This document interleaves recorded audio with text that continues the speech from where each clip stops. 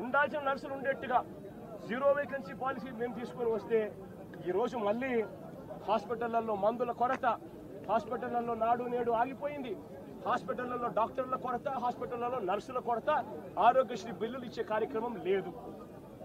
ఈరోజు పిల్లలకు సంబంధించి జనవరి నుంచి ఫిబ్రవరి మార్చికి సంబంధించిన క్వార్టర్కు సంబంధించిన విద్యా దీవెన సొమ్ము మామూలుగా మేలో ఇవ్వాలి. కానీ ప్రభుత్వం వచ్చింది జూన్లో వెంటనే అది ఇచ్చేయాలి. ఇంతకుముందు కోడ్ అనుకుంటే కోడ్ తర్వాత వచ్చిన తర్వాత ఇవ్వాలి. ఈరోజు జనవరి ఫిబ్రవరి మార్చికి సంబంధించిన క్వార్టర్ పెండింగ్, ఏప్రిల్ మే జూన్కు సంబంధించిన quarter pending, July August September కూడా క్వార్టర్కు సంబంధించి 3 క్వార్టర్లకు సంబంధించిన విద్యా దీవెన సొమ్ము పెండింగ్. అదే వైఎస్ఆర్సీపీ ప్రభుత్వం ఉన్నప్పుడు, మా ప్రభుత్వం ఉన్నప్పుడు ప్రతి 3 నెలలకు ఒకసారి 3 నెలలు అయిపోయిన వెంటనే విద్యా దీవెన సొమ్ము ప్రతి అమ్మ ఖాతాలోనూ, ఆ పిల్లాడి ఖాతాలోనూ, ఆ పాప ఖాతాల్లోనూ, 2 జాయింట్ అకౌంట్లలో నేరుగా పడిపోయింది. ఈరోజు విద్యా దీవెన 3 క్వార్టర్లకు సంబంధించి బిల్స్ పెండింగ్ ఉన్నా పట్టించుకునే నాతుడు లేడు. వసతి దీవెన ఇవ్వాల్సింది ఇవ్వకుండా అది కూడా ఎగరగొట్టేశారు. అమ్మఒడి అన్నది గాలి కొదిలేసినారు.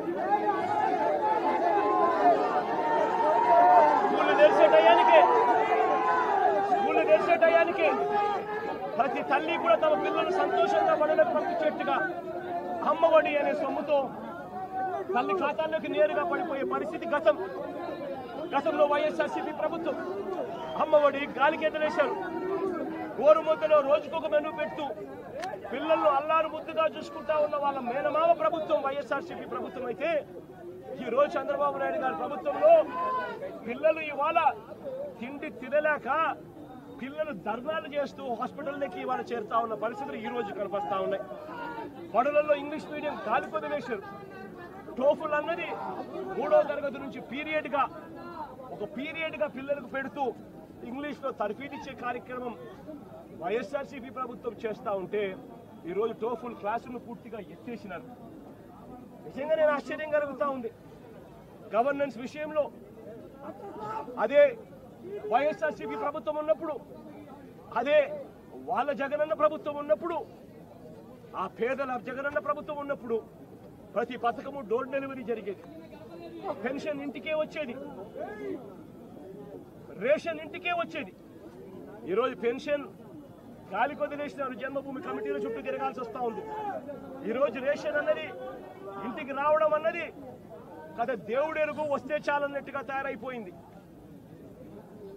ఇంటి వద్దకే వచ్చే వాలంటీర్ల వ్యవస్థ కుప్పకూలిపోయింది. వాలంటీర్లను మోసం చేసినారు.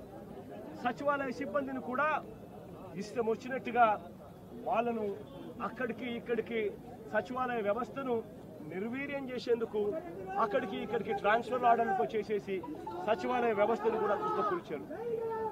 గవర్నెన్స్ లేదు, డోర్ డెలివరీ లేదు, స్కూళ్ళు బాగలేవు, స్కూల్ పిల్లలకు ఇచ్చాల్సిన విద్యా దీవెన, వసతి దీవెన, అమ్మఒడి ఇవన్నీ కూడా ఆగిపోయాయి. హాస్పిటల్స్ బాగలేవు, రైతుల పరిస్థితి బాగలేదు. ఇక సూపర్ 6, సూపర్ 7 గురించి మాట్లాడాల్సి వస్తే వాటి గురించి ఏమైనా చంద్రబాబు అని అంటే ఇదే పెద్ద మనిషి చంద్రబాబు నాయుడు నోట్లో నుంచి వచ్చే మాటలు ఏమిటి? సూపర్ 6 అంటే ఏమిటి నాకు గుర్తులేదే.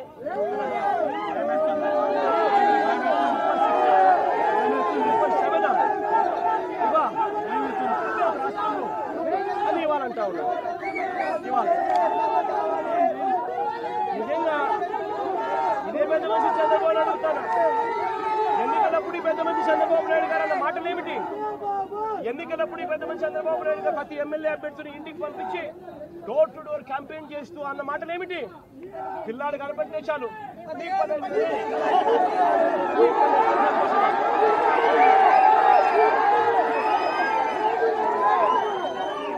ఇంట్లో నుంచి ఆ పిల్లల అమ్మ బయటకు వచ్చింది అంటే, ఆ అమ్మతో పాటు వారి చిన్నమ్మనో వారి పెద్దమ్మనో బయటకు వచ్చిందంటే నీకు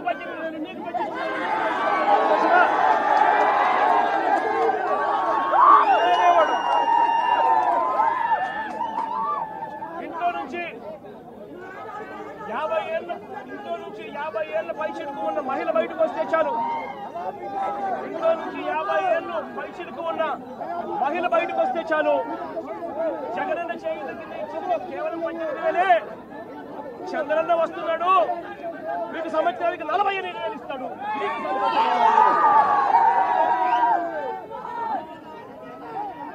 ఇదే చేద్దాం చంద్రబాబు నాయుడు.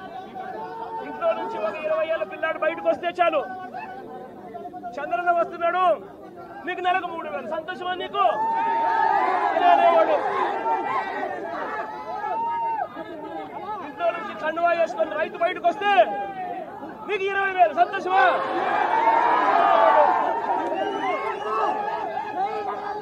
అడుగుతా ఉన్నా, సూపర్ 6 అన్నావు, సూపర్ 7 అన్నావు, ఇంటికి వెళ్ళి అబద్ధాలు చెప్పావు, మోసం చేస్తా ఉన్నావు. మోసంలో నుంచి కోపం పుడతా ఉంది. ఆ కోపంలో ప్రజలు రోడ్డు ఎక్కకూడదు అని చెప్పి, ప్రజల తరపున ఎవరు ఉండకూడదు అని చెప్పి ఎంతటి దుర్మార్గంగా కేసులు పెడతా ఉన్నారు, ఎంత దుర్మార్గంగా పోలీసు వ్యవస్థను మీరు వాడుకుంటా ఉన్నారు. ఇవన్నీ గమనించమని చెప్పి ప్రజలను కోరుతా ఉన్నా. చంద్రబాబు నాయుడు గారికి ఇప్పటికైనా గట్టిగా చెప్తా ఉన్నా, అయ్యా చంద్రబాబు నాయుడు గారు చేసిన తప్పులు ఒప్పుకోండి, ప్రజలను క్షమాపణ అడగండి, అడిగి ప్రజలకు చంద్రన మంచి చేసే కార్యక్రమం చేయమని అడుగుతా ఉన్నా. ఇలా చేయకపోతే మీ పుట్టగతులు ఉండవు. వేగంగా మీ పాపాలన్నీ పండుతా ఉన్నాయి. శిశుపాలను పాపాల మాదిరిగా మీ పాపాలు చాలా వేగంగా పండుతా ఉన్నాయి.